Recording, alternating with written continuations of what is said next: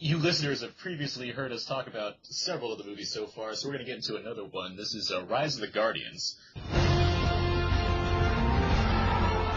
It is our job to protect the children of the world. Now we face a threat greater than ever before. What an adorable dream. What's more powerful? It's fear. We need your help. Why me? You have something very special inside. And we can't do it without you. Let's go! Sandy? Sandy? Wake up!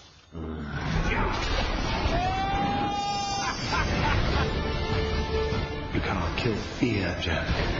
I'm not afraid of you. Stand together.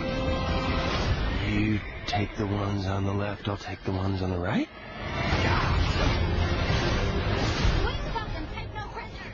This is the new DreamWorks animated film, which stars Santa Claus, the Easter Bunny, the Tooth Fairy, and Jack Frost. They're of course real, and they're from real life, so they didn't need any celebrity voices to voice them because that's how they roll.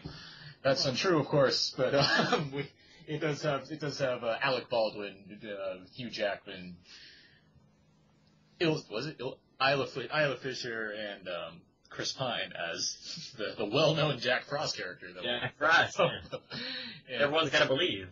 Was Michael Keaton too busy? He just has a bad. No, he just passed on. He has a bad history with snow-related movies, so he wanted to. I'd imagine. Yeah. So let's just jump right into it. Maxwell, what did you think of Rise of the Guardians? You know, Rise of the Guardians is an interesting movie because it's kind of like a shot of pure joy into your bloodstream. And I think everyone has a very specific tolerance for that. I personally quite enjoyed it. It left a smile on my face in a way few other films this year did.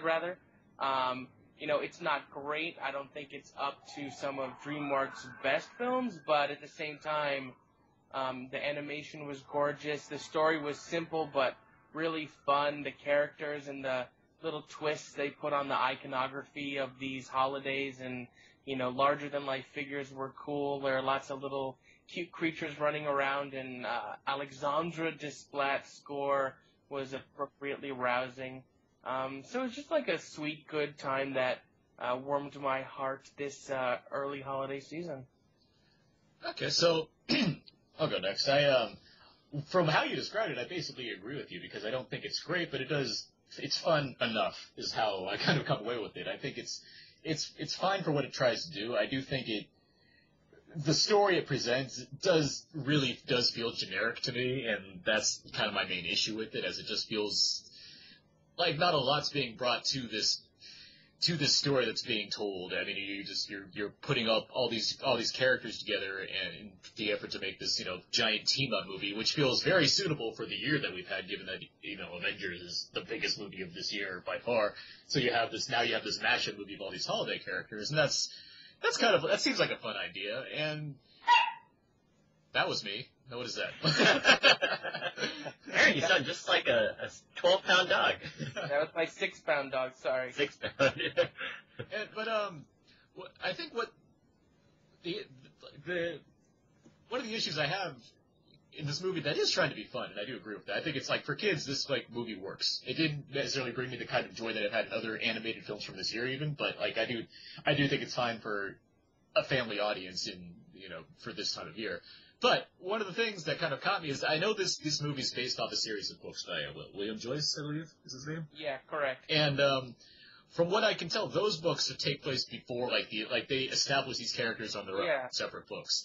And so you have this movie that already has it feels like you're walking into like some kind of like an X-Men movie, for example, and you're supposed to already know who these mutant characters are. That's what Rise of the Guardians kind of had a feeling to me, where I'm like walking in and I'm supposed to already know that Santa Claus is this Russian pirate guy, and Easter Bunny's like this Australian badass, and like I feel like it's going off of assumed knowledge that I just don't really have, so I just get kind of ideas of who these people are based on their voices and like the traits they have.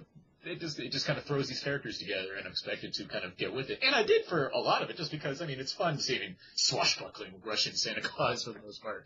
And I had my share of fun, but I just don't think it's. I don't think it's better than it could be. Yeah, I felt as though it was kind of just average. I think I'm not as high on it as you and Maxwell, and that's primarily because the story was. It's not that the story was cliche or whatever. I wasn't expecting a huge, great story, but it just seemed very superficial and very shallow. It didn't really establish really anybody, and there was this awesome line from the trailer which I wanted to see, which is like, take no prisoners from the Tooth Fairy. I was like, I wonder if there was like a huge battle sequence that had to be condensed down because they didn't want to go so dark or something like that. But yeah, I mean, again, the animation is fantastic. Right in the beginning, right when you see Jack Frost, his hair is waving like really well. And there's a lot of good physics and whatever else involved. But I thought it was an okay movie. It's good for families, I'm sure. I didn't see it in 3D. I saw it in 2D. So I don't know what your thoughts are on that. But on the whole, yeah, just kind of average compared to some stuff that DreamWorks has been doing lately. So I guess it's hit or miss on some of the DreamWorks titles. For the problems I have with the characters, I do think Jack Frost and Pitch Black, voiced by Jude Law, the villain of this movie, I think they're both well handled here, and they have scenes together that I think are actually quite compelling. That was something I did admire quite a bit about the movie. Mm-hmm. I'm sorry? Go. No, good. Go. Yeah. I think Aaron brought up a couple of really interesting points. He's right. I actually read the books. There's like 3 novels and then 1 picture book. Then each one is an origin story of the different characters: Santa Claus, Tooth Fairy, Easter Bunny, and then the Sandman, who no one likes, gets the picture book. And so there is some assumed knowledge you need, but at the same time, I feel like because these are characters that have had so many stories told about them throughout the years, and we all hear about them as childhood, we kind of have these ideas as to what they're supposed to be, and then to see this quick twist on them, we can kind of catch up without needing too much backstory. And like Aaron was saying, the Jack Frost stuff is more compelling than the other characters, and that's because this film, is like the Jack Frost origin story. So now you have books and a picture book and now a film that all kind of make up this one volume. It definitely is good for families. I saw it with my niece and nephew, and they had the best time. I think they said it was their favorite animated movie of the year, which, when dealing with kids' films, it can be nice to get their perspective, too. Yeah, absolutely. I would agree with that in terms of animated films and children as well. I would agree that like Santa Claus and Easter Bunny are characters I don't necessarily need like a huge backstory on. But I feel like you have Santa Claus and Easter Bunny and they're fine, because you don't necessarily need to have that backstory. You have the voices and what have you that establishes who they are well enough. But I feel like the Tooth Fairy is just like girl character. Like there's not much more to her. And like Sandman, he doesn't even get a voice. He's like kind of fun to watch, but like we don't know much about. Like I would have liked to know more about how Pitch harnessed Sandman's power to do what he needed to do. I agree with that too, but even on a more basic level, it's just I would have liked to know a little bit more about Sandman, because it seems like he's a pretty cool character in their little 4-man army. And same thing with the memories that the Tooth Fairy collects. That would have been pretty cool to touch upon. I don't necessarily think that they had to, but it just seems very much like it's not very much like Deus Ex Machina. It's just more like, oh, here's some elements that help progress the story that were just pulled out of thin air. Out of children's mouths. Out of children's mouths, I guess. Yeah, sure. But yeah, it was. It's an interesting concept. I don't feel as though it was. It feels as though the tone was going different directions, which is to say, let's make it just family featured, or let's make it a little bit darker. Some of these children can handle stuff like Coraline or like Paranorman. It can be darker, but then I guess they wanted to rein it back because again, it feels as though they wanted to go for a pretty good action sequence at the end. Maybe they shot some, or not shot, but maybe they animated some, and maybe they just decided to cut it because it was superfluous to the main story of Jack Frost, or maybe it just was something that the execs felt as though it wasn't family-friendly enough for this time of year. I do feel that the darkness adds to the, like, I agree. Like, I would, what's his name? Guillermo del Toro is the executive producer on this movie, and while I wouldn't necessarily say his stamp is all over it, I feel like I can see his input in how it factored into making this a movie that does have darker elements and doesn't just play it very cutesy. It could have easily done so. It practically does when you have these elf characters that are supposed to be, you know, like the minions from Minions, this movie, except they're not. They're not. They're not as cute as minions. They're kind of ugly little things that do funny things, of course, because that's kind of what they're required to do. Even the Yeti characters kind of fill that same kind of mold as well. Yeah. But I like that it you know does decide to be darker than the average kind of movie that comes out at this time for you know family audiences to go into. And I do like you know some of the action beats that are happening. There's a level of scope that I admired. Like same kind.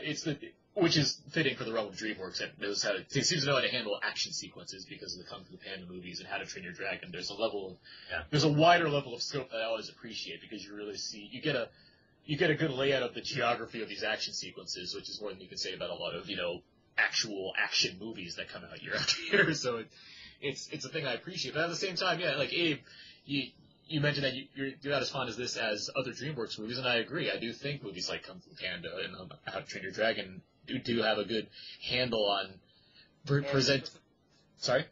And Puss in Boots. Yeah, Puss in Boots as well. Puss Yeah, in Boots. Agreed. Yeah. I think they have a better handle on how to tell both a compelling story, how to fit a tone that incorporates you know adult themes, but also manages to stay relatively kid friendly. Like there's movies that are better balanced than Rise of the Guardians. I feel. Yeah. I can't disagree with that. I did see that. Maxwell, did you see it in 3D? I saw it in 3D. I did. Okay, and I always like snow or ash effects in 3D because it almost feels like it's snowing in the theater, which was nice, but otherwise, take it or leave it. Yeah, I would agree with that sentiment. I think there's some stuff involved with like the sleigh, like the souped up sleigh. That's like a lot. That's fun to get with, and it works. Santa sleigh? Yeah, no, the other sleigh. Yeah, I was thinking about like the sled, I guess, the kid's sled. Yeah, Santa sleigh. EIGH. And the action sequences were somewhat redundant because a lot of them felt like riffs on like roller coaster type deals where you're kind of put in the perspective of a cart or sleigh or sled going through loops and turns as opposed to fighting, which I think Abe was saying there should have been a bigger fight at the end. Well, yeah, I don't know if necessarily I wanted there to be a big fight, but it felt as though from the trailers that there was going to be a larger climax, especially with the return of like some folks in the film. So I think that's kind of where I'm coming from. That's another element, and I don't think it's much of a spoiler to say that there are human characters in this film, and I feel like as much as honestly, I think you could have gotten rid of those characters or at least truncated their scenes a lot because they don't really feel like you're like Jack. Like Jack Frost is your gateway character. It's not like they needed these human characters for you to feel like you can accept this world. You're following Jack Frost, and I feel like if they minimize this kid stuff and kind of put in more of being able to develop the other Guardian characters, I feel like the film could have benefited from that.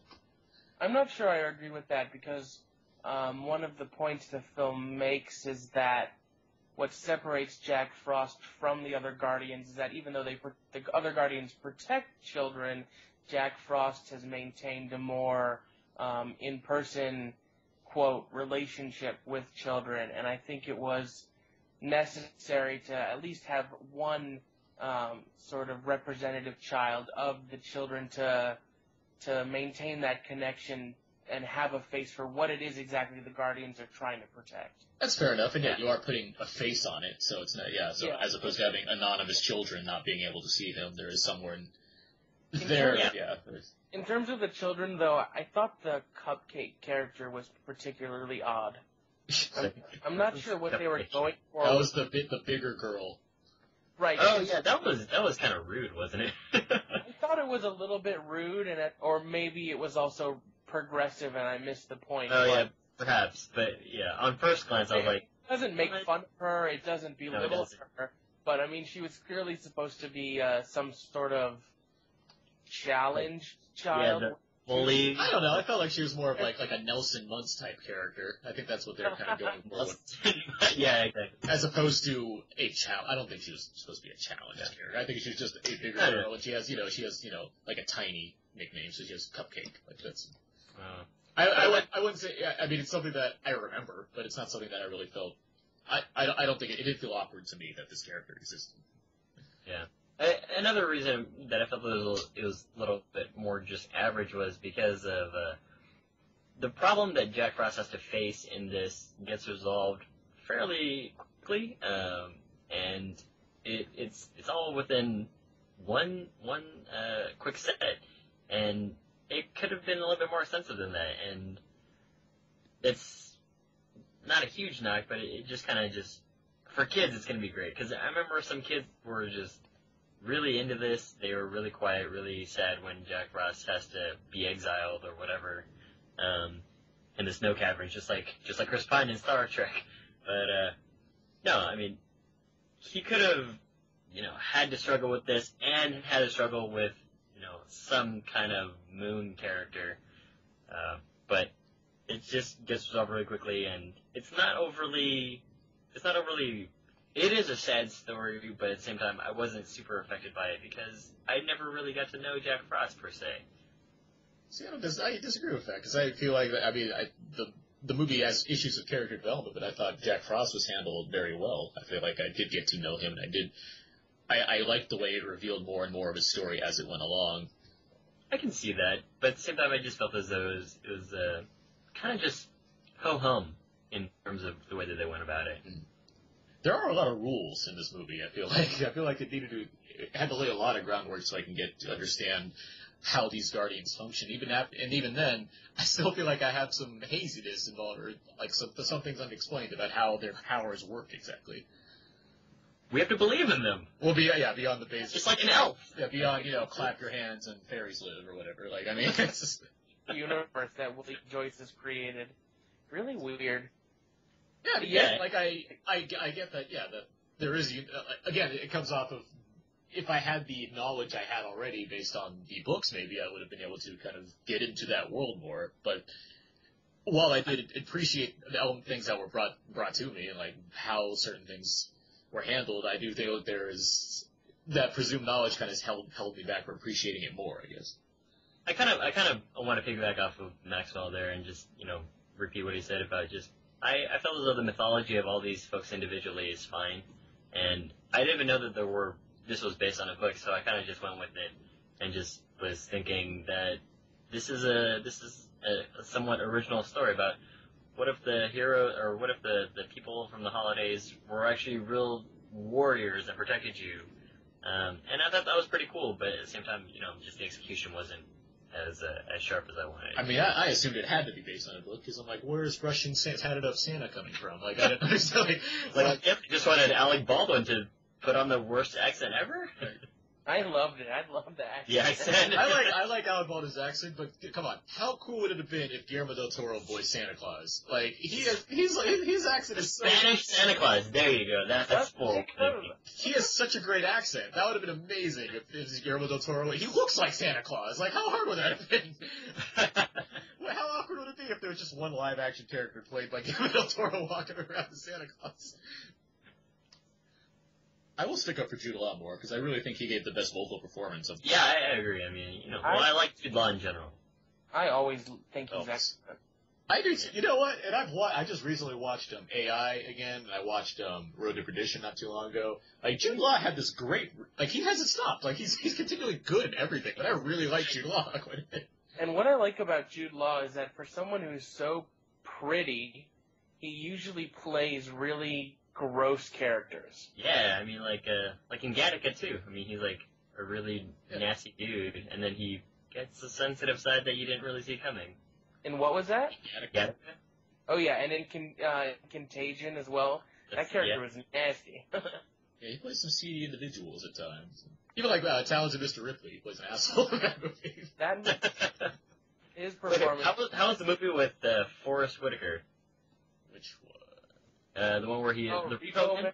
Oh man, it's fine. Like, okay, I'll put it this way: I didn't necessarily like that movie, but it was on HBO not too long ago, and I kind of sat there and watched like half of it because I'm like, you know what? This movie's not terrible. Like, like those two are having a lot of fun in that movie. Okay, all right. So let's get to our rating for Rise of the Guardians. Each week we try to rate movies based on when you should go and see them. We have our scale: IMAX, theater, Dollar Theater, HBO, TV. Just kind of forget about it. Maxwell, where would you put Rise of the Guardians on that scale? See it in theaters, especially if you are or have kids. Abe? Yeah, I'd say with families it's theater. Otherwise, I'd probably say Netflix. I'd give it a Dollar Theater. I think it's, families out, they just saw Wreck-It Ralph, and they learned about Lincoln, and then they go and see, then they go and see Rise of the Guardians. That's history lesson for children. Go that's a fun day. It's a fun day to me.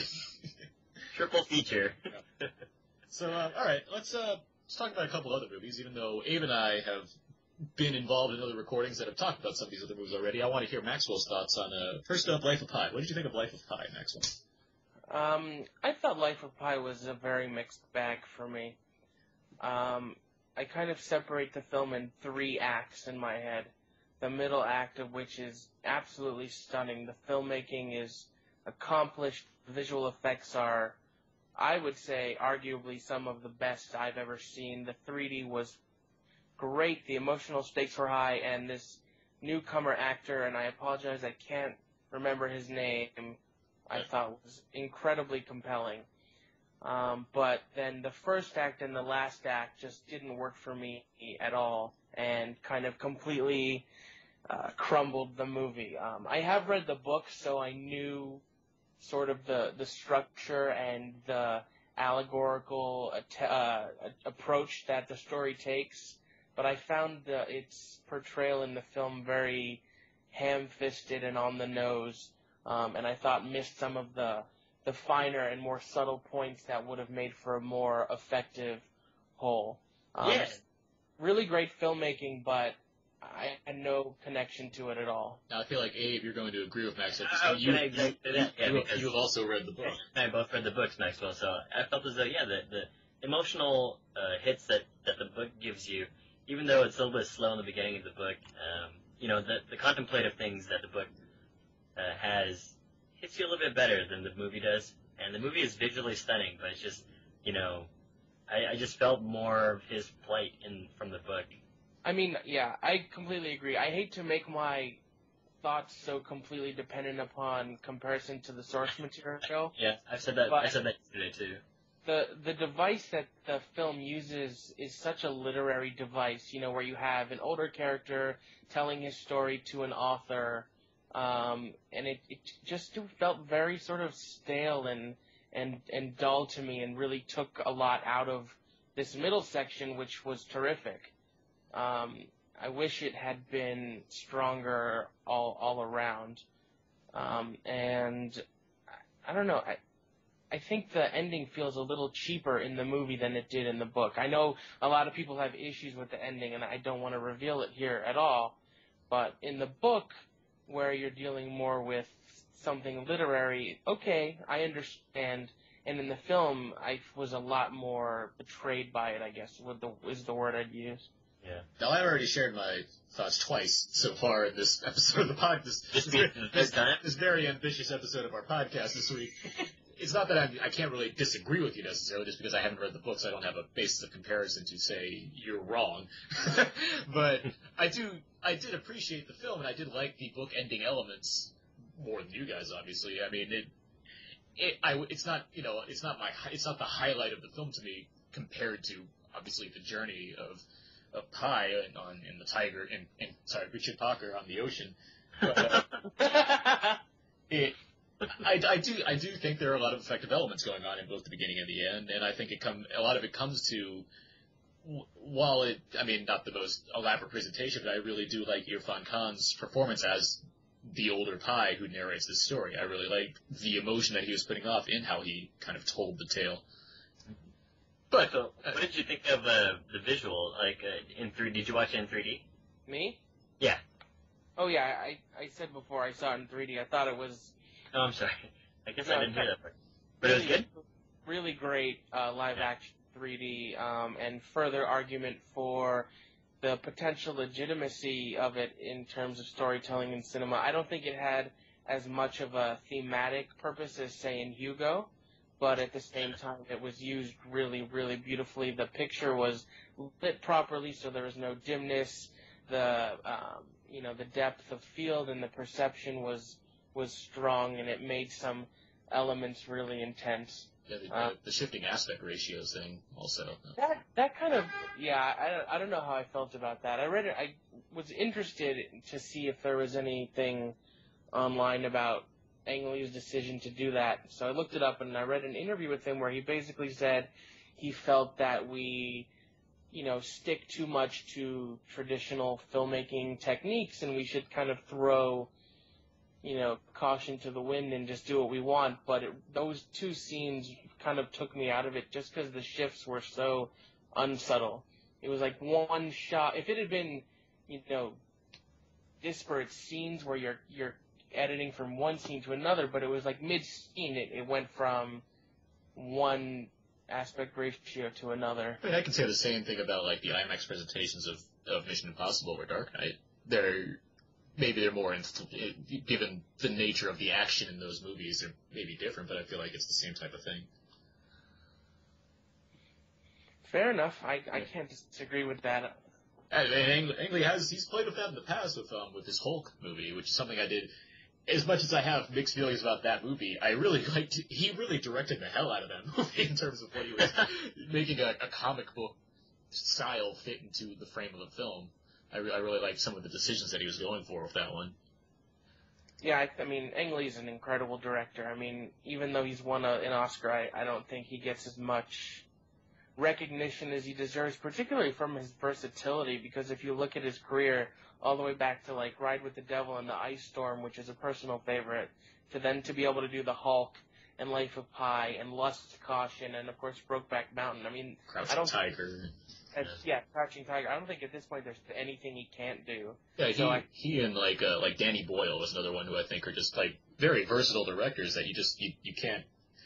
You can't pin them down on a certain genre, and there's not many filmmakers that really do that these days. I can name a few, but I mean, it's not something you see very often, for sure. Right, and taking that into account, I like that a guy like him, who is so versatile, is now taking the opportunity to experiment with the form, because there's so much, I feel like, unexplored in the realm of filmmaking. Like, even in the best films that come out in a given year, there's still, a lot of the time, just well-done films that play by the rules, and, breaking the rules can be really exciting, too, so.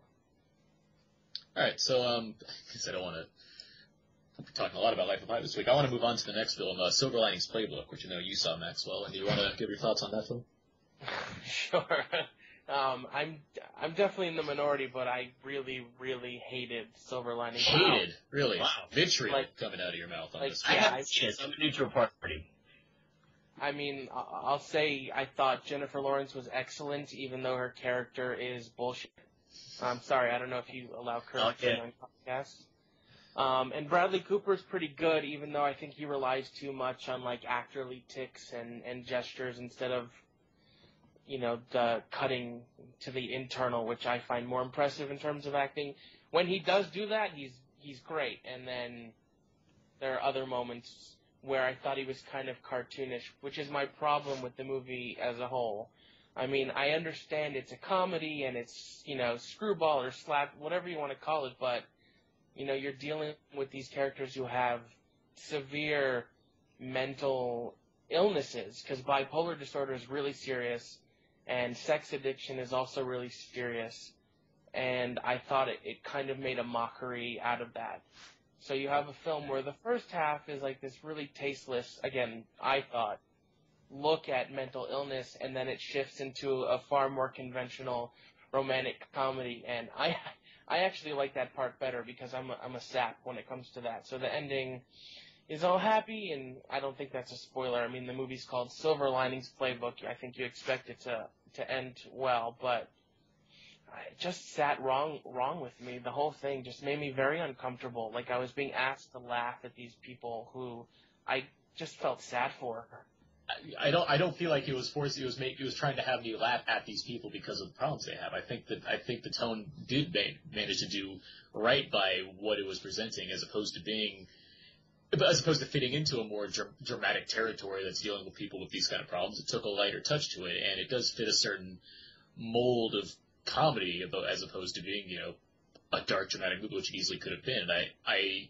I was on board with it without feeling like I was laughing at these people with problems. I didn't feel uncomfortable with that fact. The main thing I've been saying about this too is that I did have problems with this in The Fighter, which it doesn't deal with mental illness, but it does deal with kind of having a cartoonish side to it involving the sister characters in that film. And I feel like David O. Russell was able to take that aspect and bring it into this film and just make that the whole thing. And I was able to run with that tone. I didn't have an issue with how it brought that out. It's interesting that you mentioned that, because in my written review, I actually made very brief mention to the fact that the dynamic of Bradley Cooper and Robert De Niro's family felt really similar to me of the sisters in The Fighter. Lots of scenes of really shrill yelling in a house in a portrayal of a city that maybe goes a little bit too far over the line of stereotypical. I mean, I lived in Philly for a long time, and I don't know, I took a little issue with the way it portrayed the city, but I felt like he did carry that over from The Fighter, but in a negative way, for me. Dude, would you say that worked better for you in The Fighter? Yes. Right. I thought it felt more, I didn't love The Fighter either, but I thought it felt more in tune with The Fighter than it did here. Are you a David O. Russell fan in general? I mean, I absolutely love I Heart Huckabees and Three Kings. we had one of our guests yesterday who was talking about David O. Russell. He absolutely hates I Heart Huckabees and loves Linings Playbook. I mean, I think I Heart Huckabees is genius and one of the best comedies of recent times. So, I mean, obviously, tastes can be very baffling and different. And no, I have no issue with David O. Russell. I think he's a talented guy, but I just think he missed the mark here. Even in terms of the filmmaking craft, like the way the film was shot, it just felt dissonant to me. Like there were these frenetic, swooping camera movements that didn't tonally match with what was happening on screen to me, and it continuously took me out of it. As far as performances go, I guess people were pretty good on Robert De Niro. What did you think, Maxwell? Yeah, I mean, De Niro was very good. He was clearly, I mean, I don't think he ever lost his talent. I just think he's kind of been not using it as much. Not taking the right roles. But, I mean, he was definitely passionate and committed, and the character arc is a little thin, but also he has a lot of good material to work with at the same time, so he was very good. And again, I thought Jennifer Lawrence was great, but I don't know how much you guys care, but about Oscar talk, and she has all this Oscar buzz, but for my money, I thought she was much better and had much stronger material in The Hunger Games. Not that she would ever get an Oscar nomination for The Hunger Games, but... I mean, yeah, fair enough. All right, Maxwell, I believe you also saw Anna Karenina. You want to give us your thoughts on that movie? This must stop. If you have any thought for me, you will give me back my peace. There can be no peace for us. Only misery, like greatest happiness. Oh, dearest love. We are bound together by God, and this can only be broken by a crime against God. Something's happened. Not something, everything. It would be a sin to help you destroy yourself. Sensual desire indulged for its own sake is the misuse of something sacred. The man who can't govern his wife's gone as far as he can go in government. Anna isn't a criminal, but she broke the rules. Leave. Leave my life. She'll be ruined. Do you think I would let you have my son? You are depraved. A woman without honor. And this is what you want. Sure, absolutely. I did see the film, and I'll keep this brief. I mean, I was very impressed with this. I thought it was a really audacious and fascinating approach to telling this story. It really condensed down this epic novel into the most basic elements, and instead of using text and dialogue, it uses things like movement and performance and dance and this gorgeous scenery and set change. The entire film takes place inside one theater, basically, and the way all of the pieces move is so precise. It's just like a marvel of film craft, complemented by incredible performances. Keira Knightley continues to be excellent, and we were talking about him before, but Jude Law, I think, gives one of the most unsung performances of this year in this film. He is just excellent, and playing against type in some ways, because he's kind of playing an older guy with a receding hairline, and he's sort of out of touch with modern society, and he speaks in a very soft-spoken voice, and he was just excellent. And it's just such bold filmmaking with a great score. I loved it. I would definitely recommend seeking it out for something a little more adventurous this holiday season. Do you know who does the score offhand? Yeah, it was Dario Marianelli, who I think won the Oscar for Atonement. I know Atonement won. If it was him, then good on Yeah. him. Because I do like Joe Wright's use the of music director. in films. Yeah. Joe Wright's the director who Yeah. did Hannah and Atonement and Pride and Prejudice. And I am a fan of his as a director, and I really like the way he also utilizes music in I films. agree. Yeah, it seems as if he seamlessly intertwines both of them to give you one of those ultimate visual and audio experiences. Yeah, I would completely agree with that, particularly in terms of Anna Karenina.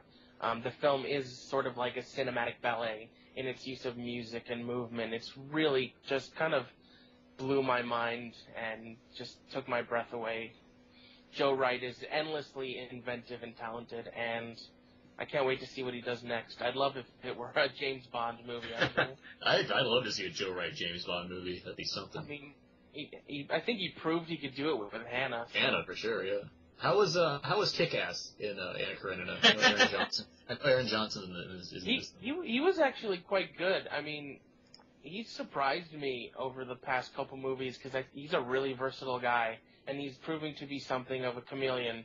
I mean, to go from Kick-Ass to Savages to Anna Karenina, if I didn't know, I would have no idea it's the same guy, and he's really sort of elegant and dashing, and he has an absolutely phenomenal mustache.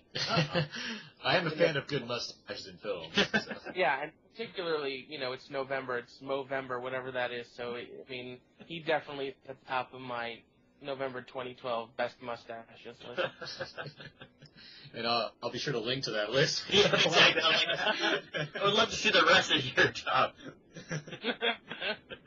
Well, I did declare Lincoln to be the best beard movie since True Grit in 2010. That was a fine beard. Yeah, I think maybe James Spader would be top of the best mustache list. There you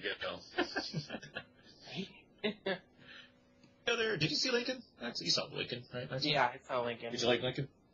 I adored it. I think it's truly, truly an excellent film. All right. And let's see. What else before we get out of here? How about Flight? Did you see Flight? I did see Flight. I did not care for it at all.